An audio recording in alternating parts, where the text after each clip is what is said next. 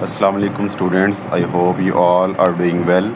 Myself Mohammad Sarmad, your mathematics teacher, and welcome back to another video. बेटे last lecture में हमने अपनी previous exercise 1.17 को wind up किया। आज इंशाल्लाह इस लेक्चर में हम नया टॉपिक स्टार्ट करेंगे जिसका नाम है कंपाउंड प्रोपोर्शन। सबसे पहले बेटा इसकी डेफिनेशन को हाईलाइट करते हैं। द रिलेशनशिप बिटवीन टू और more proportion is known as compound proportion. दो या दो से ज़्यादा प्रोपोर्शंस में जब आपका रिलेशन फाइंड किया जाएगा उसको हम कहेंगे कंपाउंड प्रोपोर्शन। जैसे कि आप एग्जांपल में देख सकते हैं जहाँ प्रोपोर्शन ज़्यादा हो गई हैं। ठीक है, पहले हमारे पास दो दो क्वांटिटीज़ चल रही थी ना, तो दो दो क्वांटिटीज़ में हम कंपैरिजन फाइंड करके चल रहे थे। अब यहाँ पे तीन क्वांटिटीज़ हो चुकी हैं, द प्रोपोर्शन इसके रिस्पेक्ट आपकी इंक्रीज़ हो चुकी हैं। तो वो दो या दो से जितनी भी हो जाए उसको हम कहते हैं कंपाउंड प्रोपोर्शन। अब जो क्वेश्चंस करेंगे वो उसके रेलिवेंट क्वेश्चंस होंगे, टॉपिक रेलिवेंट। इसमें तीन तीन क्वांटिटीज़ आएंगी। जहाँ पहले हम दो दो क्वांटिटीज़ को आमने सामने लिख के सॉल्व कर रहे थे, अब तीन तीन क्वांटिटीज़ को लिख के सॉल्व करेंगे। तो चले स्टार्ट करते हैं क्वेश्चन नंबर 1 से। देखें क्वेश्चन नंबर 1 की स्टेटमेंट है 30 men रिपेयर अ रोड इन 56 डेज़। कहता है 30 men हैं वो रोड को रिपेयर करते हैं 56 डेज़ में बाय वर्किंग 6 आवर्स डेली, रोज़ाना 6 घंटे काम करके। तीन क्वांटिटीज़ बेटा कौन कौन सी आ गई? मैन, डेज़ और आवर्स। 30 men हैं, रोड को रिपेयर करते हैं 56 डेज़ में और रोज़ाना कितने घंटे काम कर रहे हैं? 6। इन हाउ मैनी डेज़, कितने दिन लगेंगे? इट मीन्स कि आपने नंबर ऑफ़ डेज़ फाइंड करने हैं। 45 men will repair the same road by working 7 hours daily. कि अगर आपके पास 45 men उसी सेम रोड को रिपेयर करते हैं 7 आवर डेली वर्किंग करके, तो कितने दिन लगेंगे उनको? अब इसको देखें सॉल्व कैसे करना है। सबसे पहले आपने इसके अंदर तीन क्वांटिटीज़ लिखनी है। जो चीज़ फाइंड करनी है उसको लेट कर लीजिए। हम पहले जैसे करते आ रहे हैं, let the required days x, उसको मैंने कह दिया। तीन क्वांटिटीज़ बेटा कौन कौन सी थी? मैन थे, आवर्स थे और डेज थे। सबसे पहले 30 मैन थे, 6 आवर्स डेली काम किया उन्होंने, 56 डेज़ में उन्होंने उस रोड को रिपेयर किया।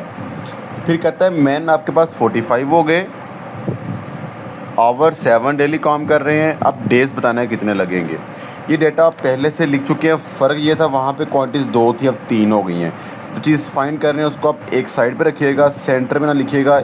इधर रख लें या इधर एक साइड पे रख लें, जहाँ मर्जी रख लें, सेंटर में ना रखिएगा इसको।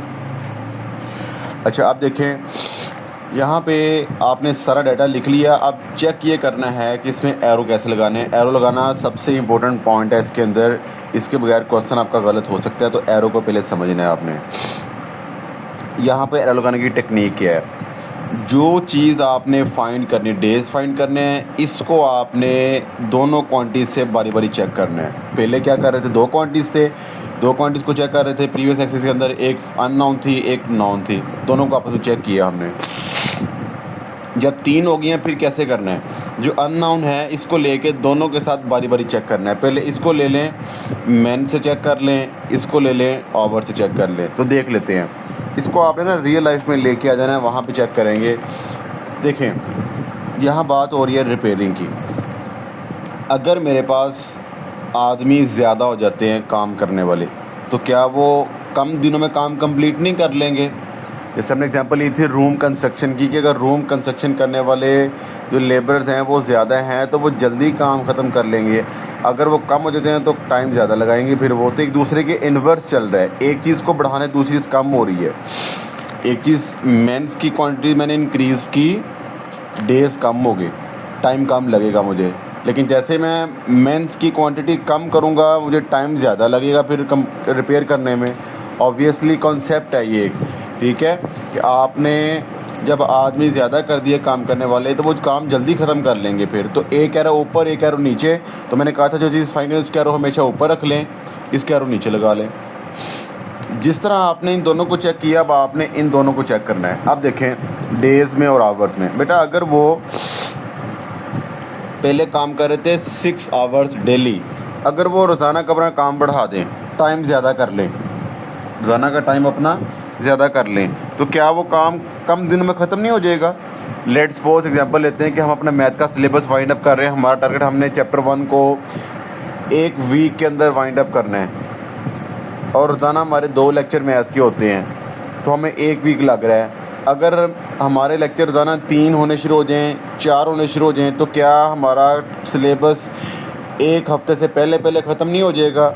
यही चीज़ यहाँ पे है बेटा। देखें, अगर वो रोज़ाना 6 घंटे काम कर रहे थे तो 56 डेज़ में वर्किंग कंप्लीट हो रही है उनकी।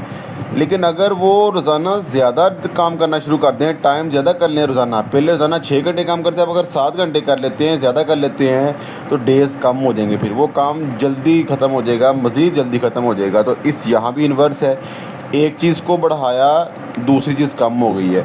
तो ये तो एरो पहले से ऊपर लगा हुआ है, इसको नीचे कर लें एरो को, ठीक है। आपने जब कंपेयर करना है, आपने भूल जाना है, अब आप इन दोनों को देख रहे हैं, सिर्फ इन दोनों को देख रहे हैं बस, ठीक है। आप इन दोनों को देख रहे हैं। इसी तरह जब आपने इसको चेक करना है तो आप इसको भूल जाए, इन दोनों को चेक कर लें। इस तरह आपकी आसानी हो जाएगी, क्वेश्चन पहले वाला बन जाएगा, इसको स्किप करें, इन दोनों को चेक कर लें, इसको स्किप करें, इन दोनों चेक कर लें। करना इसी को है, दोनों के साथ बारी बारी। एरो लग गए, आप इसको लिख लेते हैं। x/56 चीज़ फाइंड करनी है, वो हमेशा इक्वल टू के एक साइड पे रखनी है, x/56। ये लिखते कैसे थे? एरो स्टार और 6 है तो 6/7, 30, 45 दरमियान में इन दोनों के मल्टीप्लाई का साइन आना है। तो चीज़ फाइंड करनी है, उसको हमेशा आपने इक्वल टू के एक साइड पे रखना है, बाकी दोनों को आपने मल्टीप्लाई के साथ लिखना है। कैंसिलेशन करनी है और कुछ भी नहीं है। 5 9 ज़ार 45, 5 6 ज़ार 30, 3 3 ज़ार 9, 3 2 ज़ार 6। समझ आ गई बात की? और फिर 3 1 ज़ार 3, 3 2 ज़ार 6 हो जाएगा।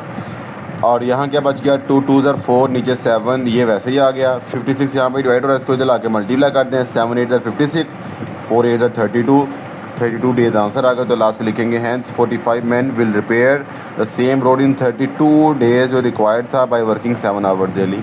ये सॉल्व हो गया। सेम वही काम था, जस्ट एक क्वांटिटी हमारी इंक्रीज़ हुई है। चलें एक और क्वेश्चन करते हैं। अब बेटा देखें, यहाँ पे है आपका क्वेश्चन नंबर 2। इसकी पहले स्टेटमेंट रीड करते हैं क्वेश्चन नंबर 2 की। 60 women spin 48 kg of cotton by working 8 hours daily. 60 women है, वो स्पिन करती हैं कॉटन को, 40 kg कॉटन है, रोज़ाना 8 घंटे काम करके। How much cotton will 30 women spin bye working 12 hours daily.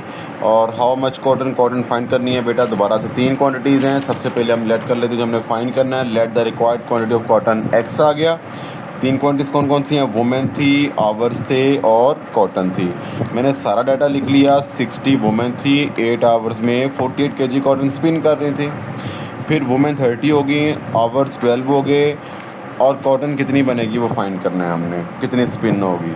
Again वही बात है, इसको इससे कंपेयर कर लें, इसको इससे कंपेयर कर लें। मैं इसको स्किप कर लेता हूँ, पहले इन दोनों कंपेयर करते हैं। मुझे ज़रा बताएं कि अगर मैं वुमेन ज़्यादा कर दूँ, क्या कॉटन ज़्यादा नहीं स्पिन कर लेंगी वो?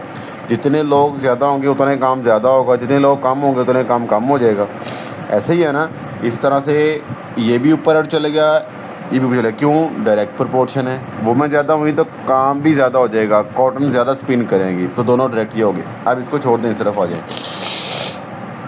अगर वो डेली बेसिस पे काम ज़्यादा कर लें, ये प्रीवियस क्वेश्चन वाला केस आ गया। अगर वो रोज़ाना अपना टाइम बढ़ा दें काम करने का, तो क्या कॉटन ज़्यादा नहीं बननी शुरू हो जाएगी फिर?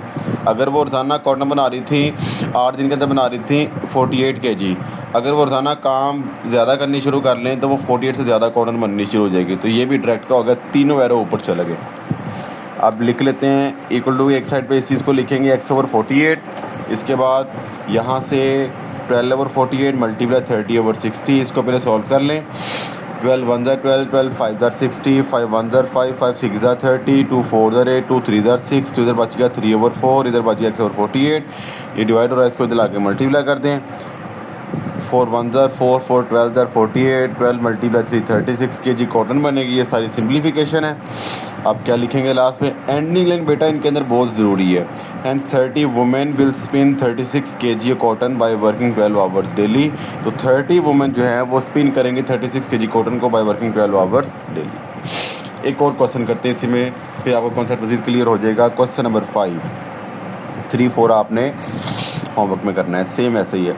70 men can complete a wall of 150 meters long in 12 days। 70 men है, एक वॉल को कंप्लीट करते हैं, 150 मीटर उसकी लेंथ है 12 डेज़ के अंदर।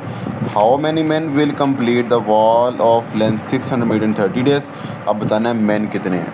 बेटा बहुत इजी है, सारा वही काम है। सबसे पहले लेट कर लें, नंबर ऑफ़ मैन फाइंड करना है। तीन क्वांटिटीज़ कौन सी हैं? मैन है, वॉल मीटर्स में है, लेंथ ऑफ वॉल मीटर्स में है, डेज़ है यहाँ पे। सबसे पहले 70 मैन है, 150 मीटर वॉल जो है वो कंप्लीट करते हैं कितने दिनों में? 12 डेज़ में। और फिर मैन फाइंड करना। अच्छा बेटा आप जो चीज़ फाइंड करें इसको बेशक इस एंड पे लिख लें, इस एंड पे लिख लें, इसका कोई इशू नहीं है। ठीक, मैं दोनों तरह लिख के दिखा दिया आपको। मैन फाइंड करने हैं, वॉल की लेंथ हो गई है 600 मीटर और डेज़ हो गए 30। अब एरो लगाने हैं, वो चेक करना है। एरो लगाना सबसे मेन काम है, बाकी कोई काम इसके अंदर मुश्किल नहीं है। चेक कर लेते हैं। देखें, अब देखें, अगर मैं यहाँ पे आदमियों की तादाद ज़्यादा कर दूं जो काम करने वाले हैं तो काम जल्दी ख़त्म नहीं हो जाएगा, डेज़ कम नहीं लगेंगे। अभी हम पीछे पढ़ के बार बार आ चुके हैं, जितने आदमी ज़्यादा होंगे टाइम उतना ही काम लगेगा, काम जल्दी ख़त्म हो जाएगा। तो एक चीज़ को बढ़ाने से दूसरी चीज़ क्या होगी? कम होगी। तो ये हो गया इन्वर्स का। चलें अब इसको देख लेते हैं। आदमी अगर ज़्यादा होंगे तो वो काम भी ज़्यादा करेंगे। प्रीवियस वाला काम, कॉटन वाला ही काम आ गया। वुमेन ज़्यादा थी तो कॉटन ज़्यादा बन रही थी। अगर आदमी ज़्यादा हो रहे हैं तो दीवार भी ज़्यादा बना लेंगे वो। तो ये डायरेक्ट का हो गया, इसके एरो दोनों ऊपर चले गए। ठीक है, इसको फिक्स कर लें, ऊपर ही लगाना है। दूसरों को आप ऊपर नीचे कर सकते हैं अकॉर्डिंग टू कंडीशन। अब इसको लिख लेते हैं, x/70 equal to 600 over 150 multiply 12 over 30। चलिए इसको मैं यहाँ पे लिख लेता हूँ। ये मैंने आपके सामने लिख लिया यहाँ पे। ठीक है, 70 यहाँ पे डिवाइड हो रहा है, इसको इधर आके मल्टीप्लाई कर लें। ये 0 इससे कैंसिल, ये 0 इससे कैंसिल। 15 1 ज़र 15, 15 4 ज़र 60।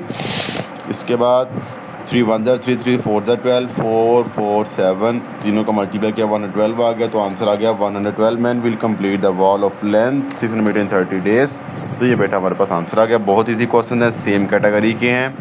जस्ट यहाँ पे क्वांटिटीज़ इंक्रीज़ हुई हैं, 3 क्वांटिटीज़। इसका ट्रिक याद रखें कि जो चीज़ फाइंड करनी है उसको लेके दोनों के साथ बारी बारी चेक करेंगे, इंशाल्लाह आपके लिए बहुत इजी होगा। जो मैंने ऊपर होमवर्क भी दिया उनको आपने होमवर्क में कंप्लीट करना है इंशाल्लाह। नेक्स्ट वीडियो में नेक्स्ट क्वेश्चन स्टार्ट करेंगे। अल्लाह हाफिज़।